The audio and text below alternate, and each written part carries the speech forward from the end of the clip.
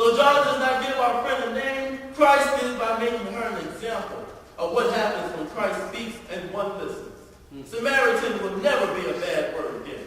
When Jesus speaks, anything is possible.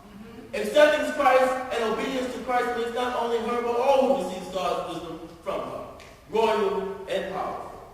Now, my brothers and sisters, the question that is left is how do we go to this? How do we get to this point? And once we're here, what do we do? This transformation, however, does not come from a light in the sky or a random act of kindness. It comes from a conversation. Somebody decides to speak. Just as the confession from our mouth that Jesus is Lord of Lords gives them the same accreditation our friend and our sister at the well gave Christ. Someone decides to take themselves, their cultural dispositions and traditions, sits them aside and speaks. Jesus Christ in this very moment teaches his church that the only way we can affect problems or change can be affected is to speak. Yeah. Open your mouth as believers and speak.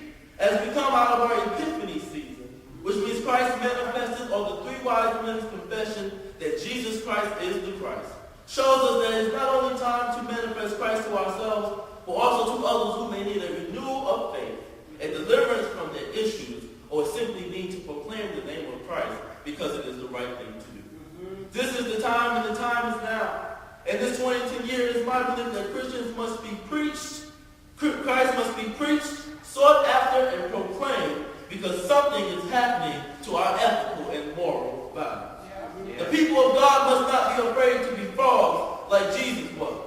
Because Jesus spoke, we all must speak. Brothers and sisters, if you take nothing away from John's gospel, take away that Christ spoke when he shouldn't have, and because he spoke, he changed the world. Just like Jesus, you can be the frog at the pond.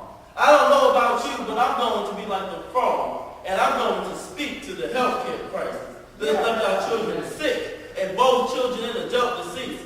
I'm going to speak to our education system that has left many of our children unlearned and depressed. I'm going to speak to the global warming crisis that as every day we walk around here, we know we are destroying the earth because of our consumption for energy that we are unwilling to change. I'm going to speak to the homelessness that plagues our country. I'm going to speak to racism. I'm going to speak to poverty. I'm going to speak to the incarceration system that has many of the people in here at our age group locked up. I'm going to speak to adultery. I'm going to speak to gun violence. I'm going to speak to wars that we will never really win. I'm going to speak to the Ugandan government for wanting to kill gays because they don't understand them, and all governments that house that belief. I'm going to speak to the ignorant. I'm going to speak to the wicked. I'm going to use what God gave me and speak truth to power so that we may have a better world. I'm going to think like Jesus did. Because when we are truly surrendered to Jesus, our words become his words. And the words that is and is yet to come benefits when Jesus speaks. God bless you.